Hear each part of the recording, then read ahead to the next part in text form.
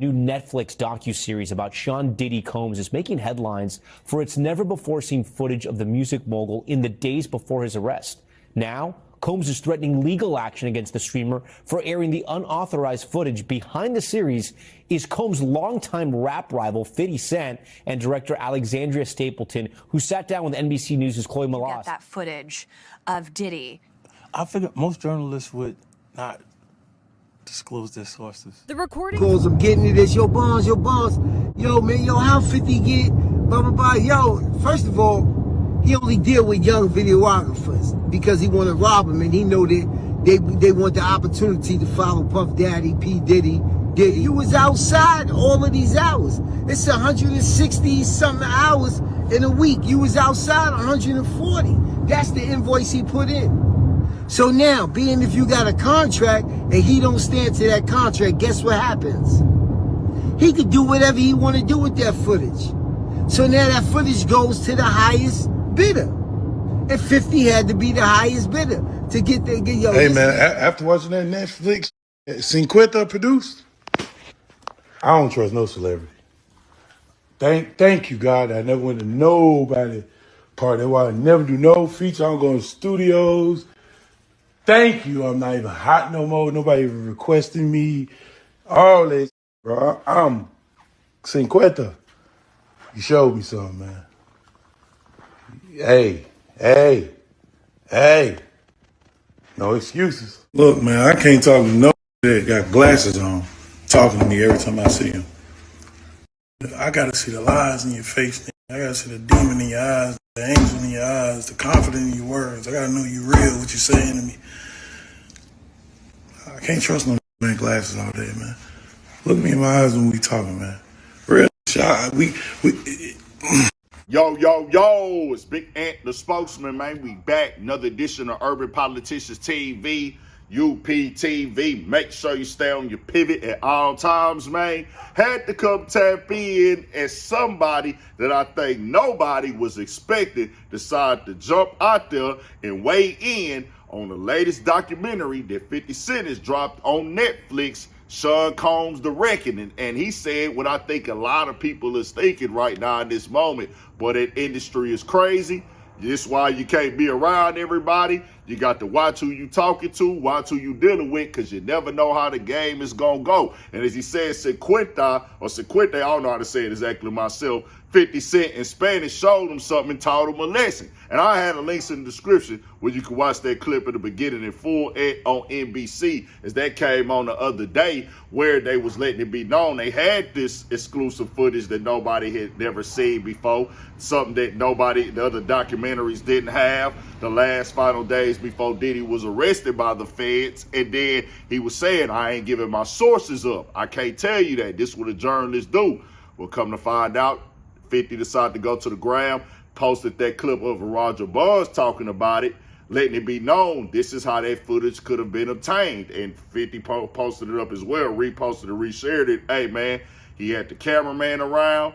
Diddy want to have you on the clock 24/7, but when he get his invoice for the agreed contract, he refuses to pay. Well, now that contract is voided, the cameraman can do whatever they want with that footage in that moment. And hey, in that moment, it was going to the highest bidder. But actually, the highest bidder is not 50 Cent.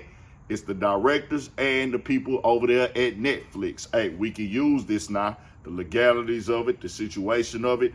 He didn't pay. He didn't honor the contract. It's now belongs to that cameraman. What's his fee? What he want? Might have sold it just for what Diddy owed him with a little bit more tax on top. Who knows? Is there several layers to this conversation right here? But I think we all could agree with what Waka Flocka said right there in this moment. Hey, bro, I got to really see what you're on, whoever you is, if you going to be around me now. Now, he said, well, this is why I'm glad I ain't hot no more.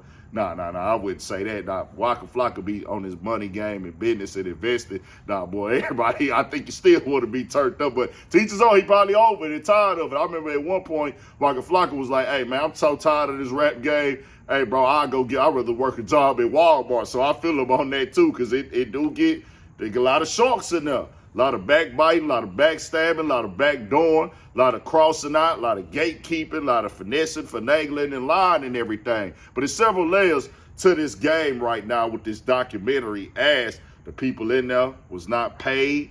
To my understanding, I just seen the clip of Gene Deal on Art of Dialogue. You know, he been head first on calling Diddy out. That he wasn't in the documentary because of he found out, he said from the director or the people at the top, that 50 Cent really had nothing to do with it. He said he was talking to them about money. 50 Cent told them, hey, holler at them about it. They'll get you straight on the finances and stuff. He said they told him 50 Cent don't make these calls with the finances and things like that. As he's the executive producer of it, he don't got no say-so in who getting paid or who getting this or none of that. So that's one side of this coin. 50 Cent is most definitely, by them, they looking at it like this is the best marketing tactic ever.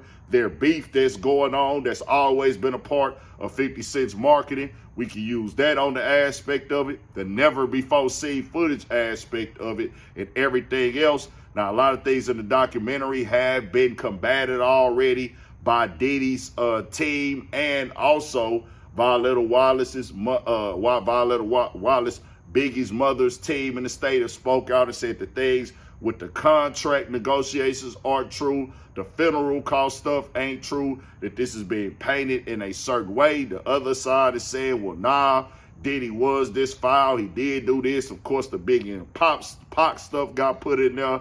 And we know, come on, Diddy is Diddy. We've been seeing how Diddy is. We've been seeing his attitude. We've been calling him, that's a nasty, nasty dude. We've been saying that Diddy a freaky, that's a real freaky dude. That boy freaky. We've been saying that, like, hey, nigga, stuff you said and doing, and then what came out in the trial, yeah, you really him, nigga, sugar daddy Diddy. That's how you get out, Puffy. Like, you know what I'm saying? You like that. But then it gets pushed to the higher levels of it as well.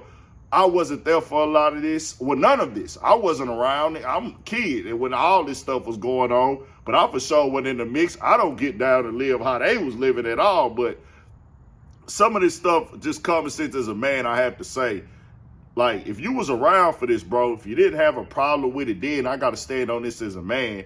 Don't come out not as a man. If you a man. Now, women, I expect that out of them. But men coming around not saying, hey, bro, this and this was going on, this and that was going on, and whoop de whoop. But what was you doing at that time, boy? It seemed like you was dying with the play, just keeping it all the way 100. And as I said before, when it came out with Lil Rod and his lawsuit, I said, hey, this lawsuit is not credible. It's too many lies in there. So his credibility already shot with me no matter what he say. And also, if a man busts up your back, as he say you got your back bust up, man, wake up sleeping next to you, if you go back around him after that, you're no longer a victim. You're a volunteer as a man. No grown man who's an adult is going to go lay with a man, sleep with a man.